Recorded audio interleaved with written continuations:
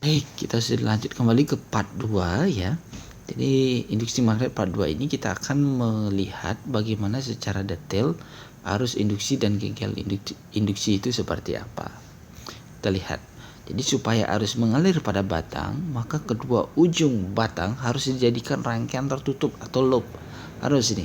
Kalau nggak ada loop nanti nggak mungkin bisa terjadi gini. Kita lihat bahwa memang arus yang mengalir yang disebut dengan arus induksi itu adalah gegel yang membangkitkan arus tersebut, disebut dengan induksi GGL atau gegel imbasnya. Medan magnet yang ditimbulkan arus induksi di dalam loop disebut dengan medan magnet induksi. Jadi sepanjang batang, biasanya ini batang bergerak maka akan muncul gaya yang melawan gerak batang tersebut, atau dikatakan usaha yang diberikan untuk menggerakkan batang diubah menjadi energi listrik. Jadi kita sedikit ilustrasikan bahwa batang bergerak ke kanan, maka akan terjadi, atau V-nya ke kanan, maka akan terjadi gaya yang melawan ke sini.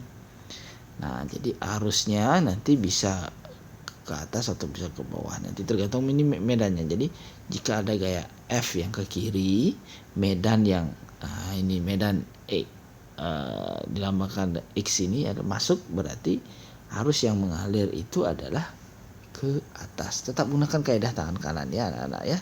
Masuk digunakan telunjuk menuju monitor atau HP kalian. Jari tengah itu adalah ke kiri, maka ibu jari pasti ke atas, seperti itu. Arah arusnya ke atas. Nah, ini akan terjadi seperti itu. Nah, kita analisis sedikit. Jika kecepatan batang adalah konstan, maka berlaku hubungan ini, Tuan Bill. Jadi gaya Lorentz di sini biasanya saya hafalkan dengan Bill, yaitu Tuan Bill.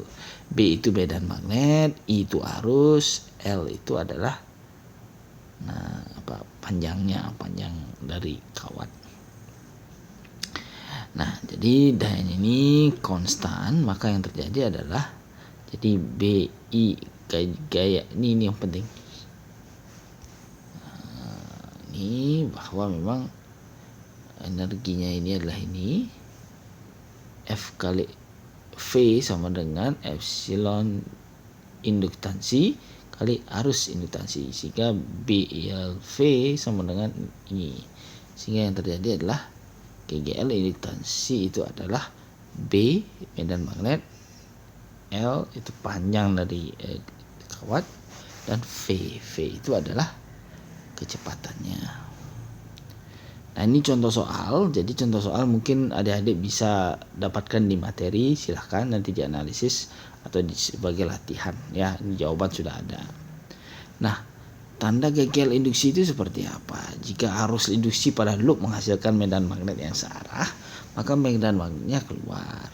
Nah, jika ini medan GGL negatif jika arus induksi pada loop menghasilkan medan magnet yang berlawanan arah pada medan magnet luar. Jadi jelas kayak ini.